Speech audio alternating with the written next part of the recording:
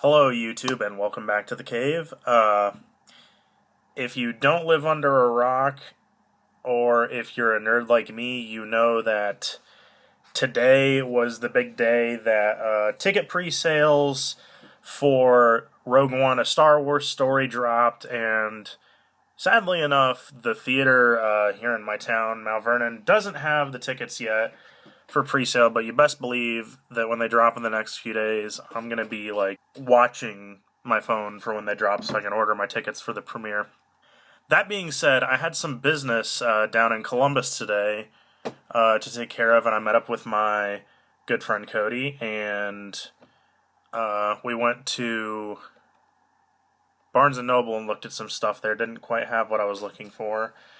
But I figured it's been a rough couple past days, and in honoring of those tickets dropping for the movie next month, we went over to Target, and I picked up some new stuff I'm here to show you and unbox. So I'll pull these in first. I've got 2 Pop bobbleheads and 2 Black Series figures that we're going to open here together. Now, 2 of these are Rogue One characters, so you'll see one of the Pops and one of the Black Series figures in the movie next month. And the other 2 are both a character from The Force Awakens, which came out last year. So that's if you really don't understand the Star Wars universe and what goes where. So, alright, well, let's get started with these Pop bobbleheads because there's some info, like reading stuff on the back of the Black Series I wanted to read, and those will take a little bit longer, so right now we're opening the Target exclusive. Let me see if I can turn this light down so you can actually see. That works better. This is the Target exclusive Funko Pop of Captain Cassian Andor, who's one of the main characters and one of the rebels in Rogue One, a Star Wars story. And this is great because I actually, in September, I went to Target with Cody and picked up the Target exclusive of Jyn Erso as well. Felicity Jones character, female lead. So I'm really excited to add this little dude to the collection. So, and I'm weird and I like to keep all the boxes for my Star Wars stuff now. I literally have like a giant wooden trunk of like boxes for these Lego sets, just other random knickknacks, figures. Because you never know, like it'll make it a whole lot easier to, I mean, will it take more time putting them all back in the box? Yes, but it makes them a whole lot easier to move in case you move or anything. So I'll put this down here, and there he is. You can see he's got a nice little jacket, little blaster. I like the detailing on his little facial hair and stuff, so that's really cool to add to the collection. So we'll take him and put him off to the side here. Next up is the First Order Flame Trooper. Only saw a handful of these while we were down there, so I was like, well, I can't say no to this.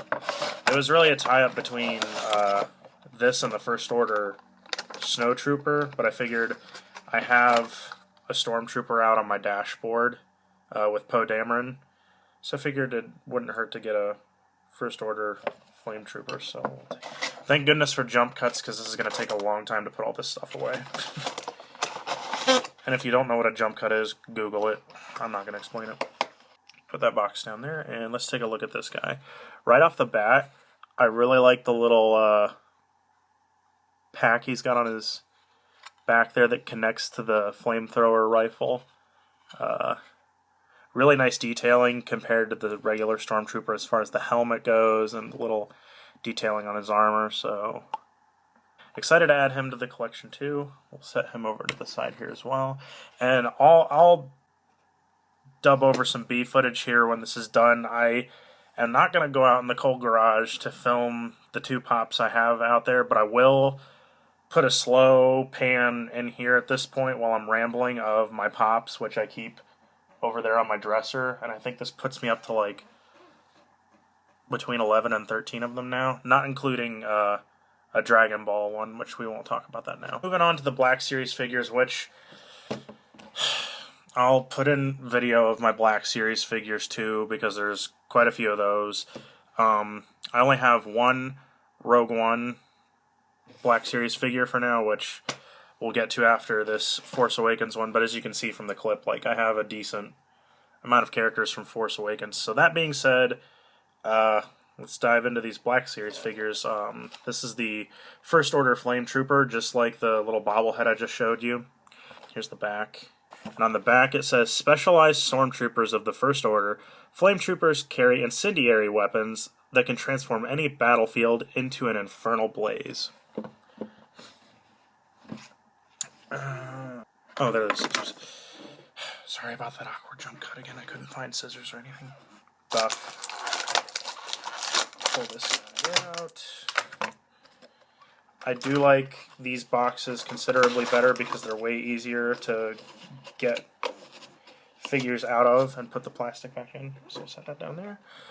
So we'll take a look here. Here's the jetpack thingy that, goes on it. Here's the rifle that it attaches to. I think the end of the hose goes on this piece right here. But it's decently flexible enough, especially because it's going to be in a figure's hands. But so here's the actual... Oh, that's cool. Here's the figure himself. Really nice detailing. I love how they don't over-detail the Black Series figures, but they also put enough on there that's really nice. The legs are posable and stuff, obviously, with the arms. There's the back. So let's go ahead. So push that on there, and then his jetpack is on, and we'll bring this around. I'm going to position the rifle in his hand first, because it'll be easier to make the hose come to that than trying to put the hose on and have it constantly falling off. There we go. And voila, you've got yourself a First Order Flame Trooper ready to go. Looks really nice. The detailing is really sick, especially on the little pack on his back. And I mean, if you really wanted to take the time, you could maneuver it so he's like holding it like a rifle, but I don't mind if he's just kind of loose holding it out there, because sometimes, you know, they have to bring up their rifles really quick. So really nice looking guy. And for the last unboxing, this was actually an early Christmas present for my friend Cody that I met up with, because he knew I was dealing with some stuff today. So shout out to him for this. This is the Scariff Stormtrooper Squad Leader. And the noticeable difference is you can see this blue stripe on here. Indicates that he's the squad leader. And on the back it says, Specialist Stormtroopers stationed at the top secret Imperial military headquarters on Scariff, shore troopers patrol the beaches and bunkers of the planetary facility. So, before they labeled these shore troopers, and there was a lot of confusion when they started showing up as Scariff troopers, but Scariff apparently is the like tropical planet we see in the trailers. So, yes, they're still short. You'd think for a communications major that I'd know how to talk right, but oh well. Anywho, I digress. Scariff troopers, that's just the planet that they're stationed on, so they are still shore troopers. That's just like their official name, I guess. So let's pull this out. So here's the rifle that comes with it.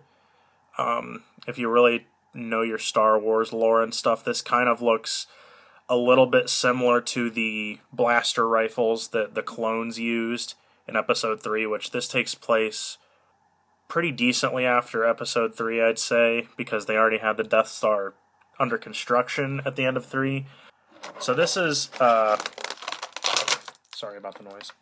At this point, they're already, like, nearly completed with the Death Star, and they're going to be, like, testing the giant laser and stuff on it, so I'd assume that there'd be a lot of clones that ended up in the Empire, just because, you know, they were loyal to the Emperor and stuff. So here is the Scariff Trooper. I really love this armor. You can see that, like, he's got some battle damage and stuff here and there. It looks like dirt spots, obviously, because he's patrolling beaches and stuff, but it's got the back there, really nice detailing. I love the color on here, especially with the blue and stuff to indicate that he's a squad leader, and he's got this, like, little, I don't know what you call that. I don't want to say it's a kilt or a skirt. I heard the name for it once, but I can't remember. But yeah, the detailing in this, the helmets are very interesting compared to typical standard Stormtrooper helmets. So yeah, you just get his little rifle in there, and there you go. One Scariff Stormtrooper squad leader from Rogue One: A Star Wars Story. So yeah, that's all I've got today. If you like this unboxing video, leave a comment. Maybe I'll go through more of my Star Wars collection at some point, depending on what kind of haul I get for Christmas around then. Might do another unboxing video, but until then, see you later, and may the Force be with you.